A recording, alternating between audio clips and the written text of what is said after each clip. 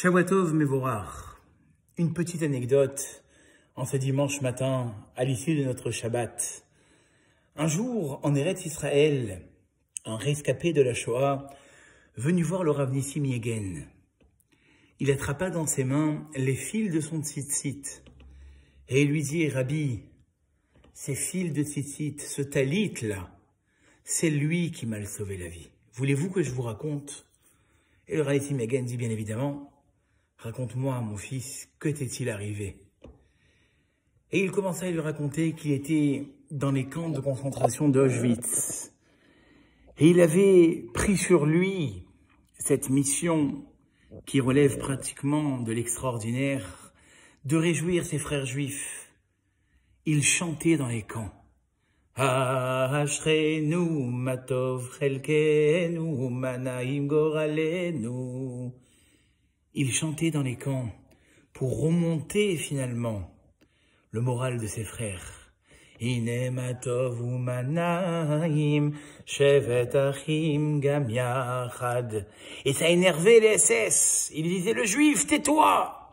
Ine matov. Jusqu'à qu'on l'appelait finalement Yaakov Meshignen. Yaakov le fou. Mais ça ne l'arrêtait pas. Ashrenu matov chelkenu. Ces chants résonnaient dans tout le camp d'Auschwitz, à tel point que finalement, l'amertume, la souffrance, l'horreur étaient un tant soit peu atténuées par la voix de ce Jacob qui retentissait dans les camps. Un jour, le camp reçoit la visite d'un général SS et il entend dans le bunker chanter Gam, gam, gam, qui est l'air, begege, salvavet.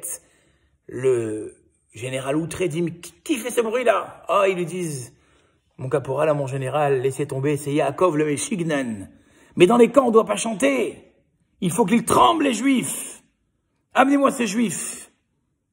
On amène le juif, et sur le chemin vers chez le général, Torah tziva lanu, lanu Moshe. Le juif, tais-toi, qui t'a permis de chanter?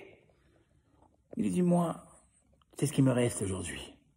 Je ne peux pas laisser mes frères dans la tristesse. Je veux chanter.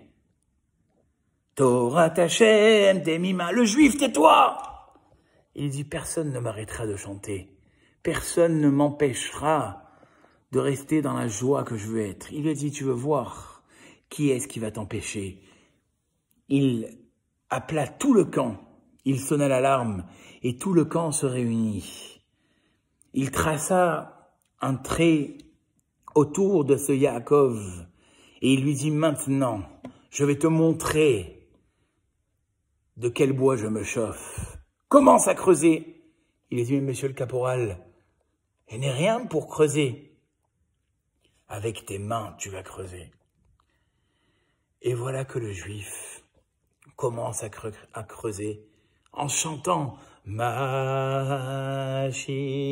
Lashem.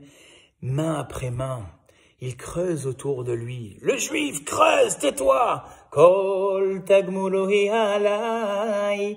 Il continue à creuser jusqu'à avoir fait un trou qui finalement ne le laissait plus apparaître. Et il a dit, le juif, maintenant, tu vas te déshabiller entièrement. Il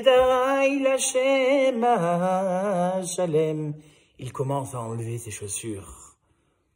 Et quand il arrive à son talit, il le laisse sur lui. Il lui dit, c'est quoi ça? Enlève ça.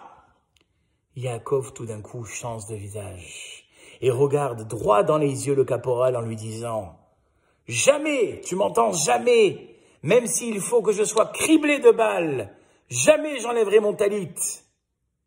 Il lui dit, ah bon, tu crois que ton talit, il va te servir à quelque chose dans quelques secondes? Je vais te tuer non pas avec des balles, je vais te recouvrir de terre et tu vas étouffer. Il a dit, c'est pas grave, ce talit-là, il montera avec moi en haut et il fera justice à toi et à tous ceux qui ont fait du mal au peuple juif. Enferme-moi dans la terre, j'en ai pas peur. Le capot était outré. le général extirpa Yaakov du trou et il lui dit « Maintenant, tu viens avec moi, seul dans ma Jeep. » Il le prend, il était encore ligoté par ses mains, il le monte pratiquement dénudé dans sa Jeep et il commence à rouler, le visage rouge, les veines qui sortent du caporal. Et Yaakov derrière qui recommence. Ana, Ana bekoar. Tais-toi! Gdoulat yemincha, tatir tserura. Et il roule. Et ils arrivent à une frontière et il dit maintenant tu vas descendre. Et Yaakov est persuadé qu'il va prendre une balle en pleine tête. Il lui dit retourne-toi. Il attend la balle. Et il voit que rien ne se passe. Et Yaakov se retourne vers le caporal et lui dit voilà tiens, un visa. Ce visa-là, il va te permettre de passer toutes les frontières. Et il lui sort une liasse de billets. Il lui dit maintenant va-t'en. Yaakov n'en revient pas. Comment vous? Pourquoi me feriez-vous ça? Il lui dit tu m'as convaincu qu'un juif peut avoir confiance en Dieu, même à travers la mort et même à travers les menaces. Voilà pourquoi ta force m'a donné envie de te libérer. Maintenant, va-t'en. Yaakov prend ses jambes à son cou. Il est certain qu'il va prendre une balle derrière lui, mais non. Le SS remonte dans sa voiture et Yaakov traverse les frontières. Et il arrive en Israël pour témoigner au Rav Yagen que ce qu'il avait sauvé finalement, c'était son talit et sa croyance en Dieu. Je vous souhaite Shavuot Tov et à très bientôt pour un nouveau Selfie Torah.